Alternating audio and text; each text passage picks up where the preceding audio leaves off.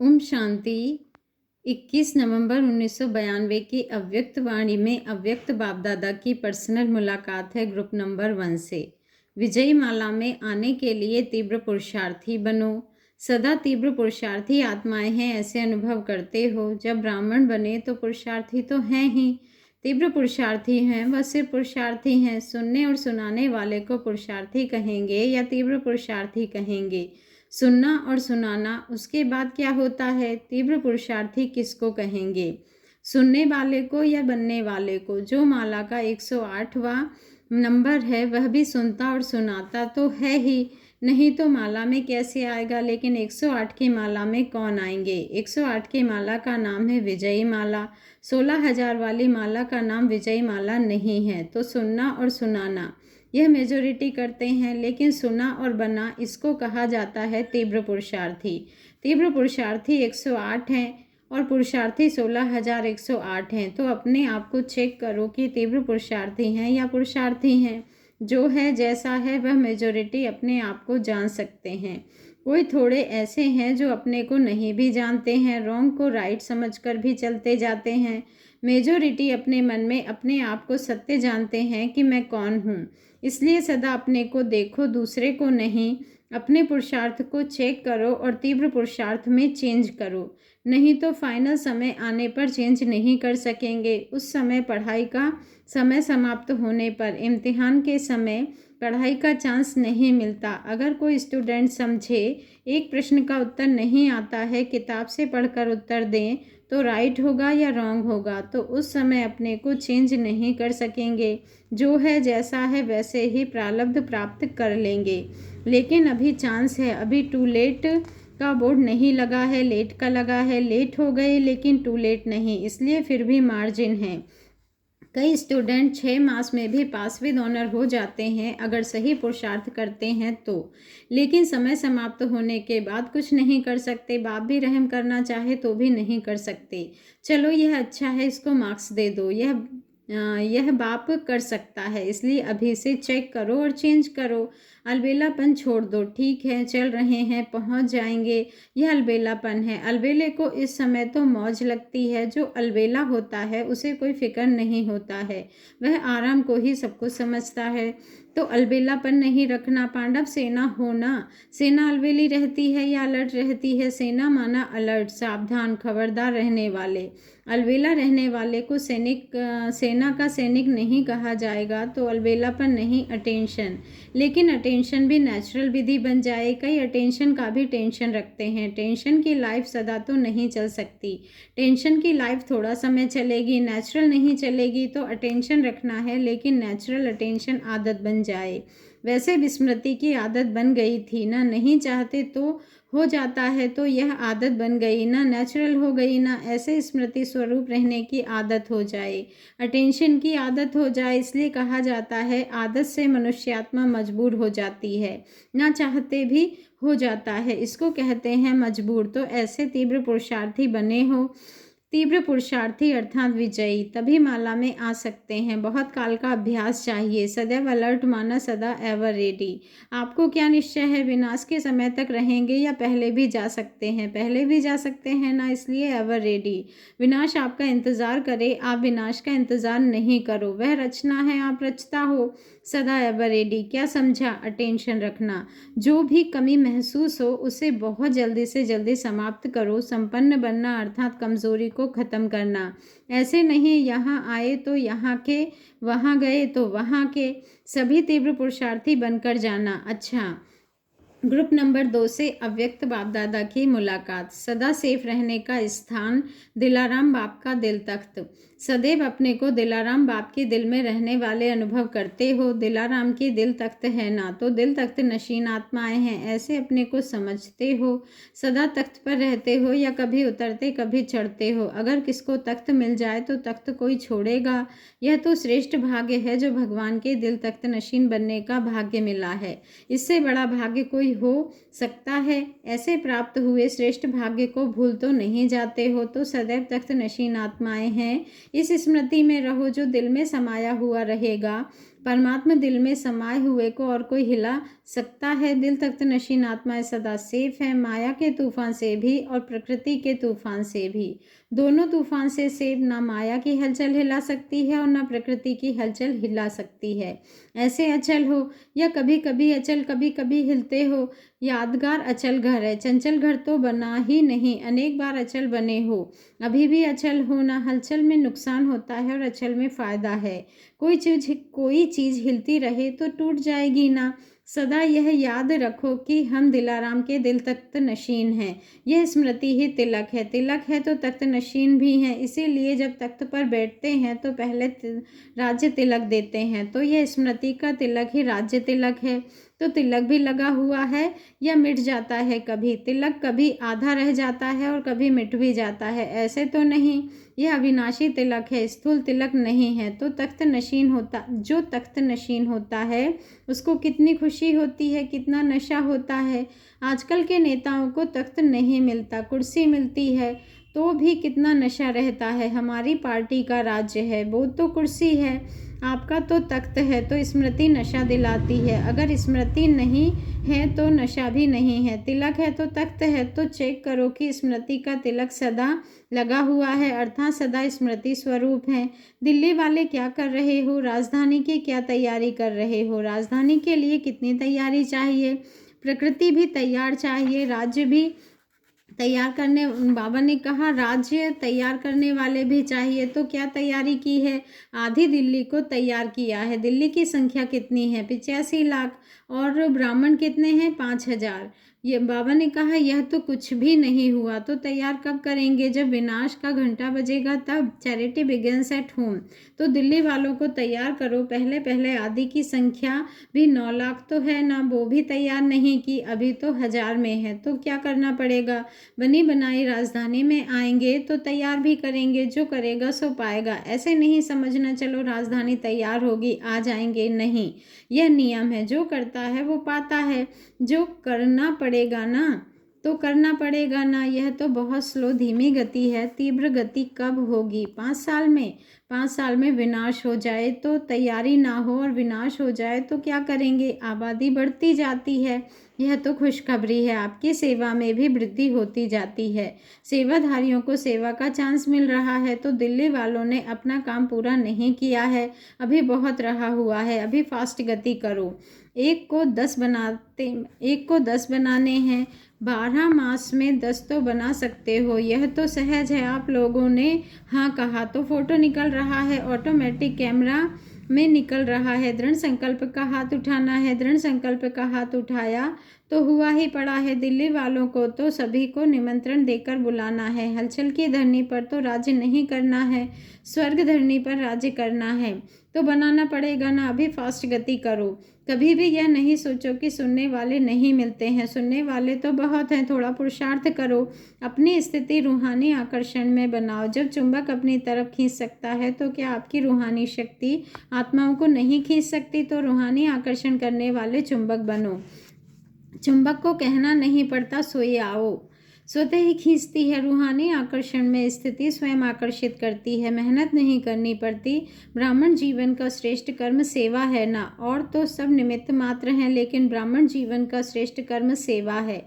सेवाधारी होना, अचल बनो और अचल बनाओ, सदा संतुष्ट प्रोग्राम करो। यह बहुत अच्छा प्रोग्राम अर्थात प्रोग्रेस। ग्रुप नंबर 3 से अव्यक्त बाप दादा की मुलाकात। सहज योग का आधार, एक की याद।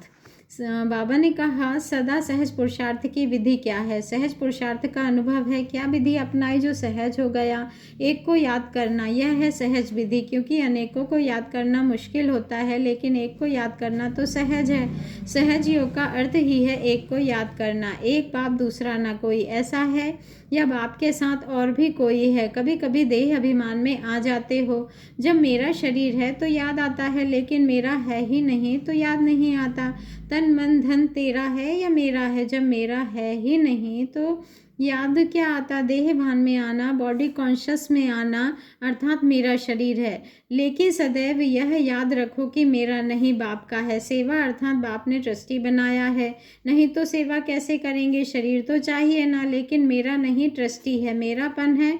तो गृहस्थी और तेरापन है तो ट्रस्टी, ट्रस्टी अर्थात डबल लाइट। गृहस्थी को मेरे मेरे का कितना बोझ होता है, मेरा घर, मेरे बच्चे, मेरे पोतरे, लंबी लिस्ट होती है, यह बोझ है। ट्रस्टी बन गए तो बोझ खत्म। ऐसे बने हो या बदलते रहते हो, जब है ही कोई नहीं, एक बाप दूसरा ना कोई, तो क्या याद आएगा। सहज विधि क्या हुई, एक को याद करना, एक में सब कुछ अनुभव करना। इसलिए कहते हो ना कि बाप ही संसार है, संसार में सब कुछ होता है ना। जब संसार बाप हो गया तो एक की याद सहज हो गई ना। मेहनत का काम तो नहीं है ना, आधा कल्प मेहनत की, ढूंढना भटकना यही किया ना, तो मेहनत करनी पड़ी ना। अभी बाप दादा मेहनत से छुड़ाते हैं। अगर कभी किसी को भी मेहनत करनी पड़ती है तो उसका कारण क्या है, अपनी कमज़ोरी। कमज़ोर को सहज काम भी मुश्किल लगता है, और जो बहादुर होता है उसको मुश्किल काम भी सहज लगता है। कमज़ोरी मुश्किल बना देती है सहज। तो बाप क्या चाहते हैं, सदा सहज योगी बनकर चलो। सदा सहज योगी अर्थात सदा खुश रहने वाले। सहज योगी जीवन अर्थात ब्राह्मण जीवन। पक्के ब्राह्मण होना सबसे भाग्यवान आत्माएं हैं। यह खुशी रहती है, आप जैसा खुश और कोई संसार में होगा। तो सदा क्या गीत गाते हो, वाह मेरा श्रेष्ठ भाग्य वाह। यह गीत गाना सभी को आता है, क्योंकि मन का गीत है ना, तो कोई भी गा सकता है और सदा गा सकता है। वाह मेरा भाग्य कहने से भाग्य विधाता बाप स्वतः ही याद आता है। तो भाग्य और भाग्य विधाता इसी को ही कहा जाता है सहज याद। सहज सहज करते मंजिल पर पहुंच जाएंगे। अभी आंध्रा वालों को संख्या बढ़ानी है। हम जिसको जगाएंगे तो दुआएं मिलेंगी। भटकती हुई आत्माओं को रास्ता दिखाना यह बड़ा पुण्य का काम है। आंध्रा की विशेषता क्या है, एजुकेटेड लोग बहुत होते हैं। तो ऐसे एजुकेटेड लोग निकालो जो सेवा में आगे बढ़े। ऐसा कोई आंध्रा में निमित्त बनाओ जो अनेकों को जगाए। ग्रुप नंबर 4 से अव्यक्त बाप दादा की मुलाकात। परमात्मा प्यार प्राप्त करना है तो न्यारे बनो। सदा अपने को रूहानी रूहे गुलाब समझते हो। रूहानी रूहे गुलाब अर्थात सदा रूहानियत की खुशबू से संपन्न आत्मा। जो रूहे गुलाब होता है उसका काम है सदा खुशबू देना, खुशबू फैलाना। गुलाब का पुष्प जितना खुशबूदार होता है उतने कांटे भी होते हैं, लेकिन कांटों के प्रभाव में नहीं आता। कभी कांटों के कारण गुलाब का पुष्प बिगड़ नहीं जाता है, सदा कायम रहता है। कांटे हैं लेकिन कांटों से न्यारा और सभी को प्यारा लगता है। स्वयं न्यारा है तब प्यारा लगता है। अगर खुद ही कांटों के प्रभाव में आ जाए तो उसे कोई हाथ भी नहीं लगाएगा। तो रूहानी गुलाब की विशेषता है, किसी भी प्रकार के कांटे हो, छोटे हो या बड़े हो, हल्के हो या तेज हो, लेकिन हो सदा न्यारा और बाप का प्यारा।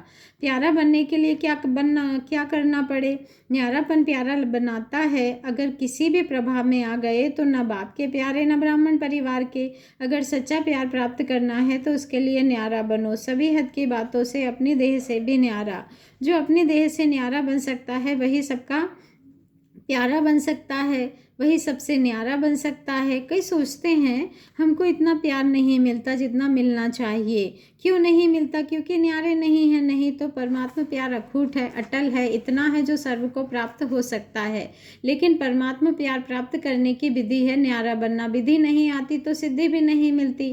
कई बच्चे कहते हैं बाबा से मिलन मनाना चाहते हैं लेकिन अनुभव नहीं होता है। रूह रिहान करते हैं लेकिन जवाब नहीं मिलता है। कारण क्या है, पहले न्यारे बने जो प्यार मिले। प्यार प्राप्त करने का फाउंडेशन अगर पक्का है तो प्राप्ति की मंजिल प्राप्त ना हो यह हो ही नहीं सकता, क्योंकि बाप की गारंटी है। गारंटी है एक बात आप करो बाकी सब मैं करूं, एक बात मुझे दिल से याद करो, मतलब से नहीं। कोई विघ्न आएगा तो 4 घंटा योग लगाएंगे और विघ्न खत्म हुआ तो याद भी खत्म हो गई, तो यह मतलब की याद हुई ना। इच्छा पूर्ण करने के बाद याद नहीं, अच्छा बनकर याद करना है। यह काम हो जाए इसके लिए याद करूं, ऐसे नहीं। पात्र बन परमात्मा प्यार का अनुभव कर सकते हो। रूहानी गुलाब अर्थात परमात्मा प्यार की पात्र आत्माएं। परमात्मा प्यार के आगे आत्माओं का प्यार क्या है, कुछ भी नहीं। जब परमात्मा प्यार के अनुभवी बनते हो तो दिल से क्या निकलता है, कौन सा गीत गाते हो, पा लिया और कुछ नहीं रहा। ऐसे प्राप्ति के अधिकारी आत्मा बनो। पात्र की निशानी है प्राप्ति होना। अगर प्राप्ति नहीं होती, कम होती है, तो समझो पात्र कम है, क्योंकि देने वाला तो दाता है और अखूट खजाना है, तो क्यों नहीं मिलेगा। पात्र योग्य है तो प्राप्ति भी सब है। सदा बाबा मेरा है तो प्राप्ति भी सदा होगी ना। कभी भी किसी भी हद के प्रभाव से न्यारा रहना ही है, कभी प्रभाव में नहीं आना। फिर बार बार पात्र बनने का अभ्यास माना मेहनत करनी पड़ती है। इसलिए हद के प्रभाव में ना आकर सदा बेहद की प्राप्तियों में मगन रहो। सदा चेक करो कि रूहानी गुलाब सदा रूहानियत की खुशबू में रहता है, न्यारा रहता हूँ, प्यार का पात्र बनता हूँ, अभी पाने का समय है। हद की प्राप्तियाँ अर्थात गंवाना, बेहद की प्राप्ति अर्थात जमा होना। अच्छा, ग्रुप नंबर 5 से अव्यक्त बाप दादा की मुलाकात। स्वराज्य का तिलक ही भविष्य के राज्य तिलक का आधार है। सभी अपने को विजयी रतन अनुभव करते हो। विजय प्राप्त करना सहज लगता है या मुश्किल लगता है? मुश्किल है या मुश्किल बना देते हो? क्या कहेंगे? है सहज लेकिन मुश्किल बना देते हो। जब माया कमज़ोर बना देती है तो मुश्किल लगता है, और बाप का साथ होता है तो सहज होता है, क्योंकि जो मुश्किल चीज़ होती है वह सदा ही मुश्किल लगनी चाहिए ना। कभी सहज कभी मुश्किल क्यों? सदा विजय का नशा स्मृति में रहे, क्योंकि विजय आप सब ब्राह्मण आत्माओं का जन्म सिद्ध अधिकार है। तो जन्म सिद्ध अधिकार प्राप्त करना मुश्किल होता है या सहज होता है?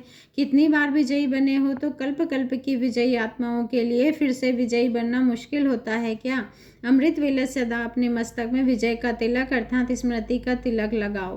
भक्ति मार्ग में तिलक लगाते हैं ना, भक्ति की निशानी भी तिलक है और सुहाग की निशानी भी तिलक है।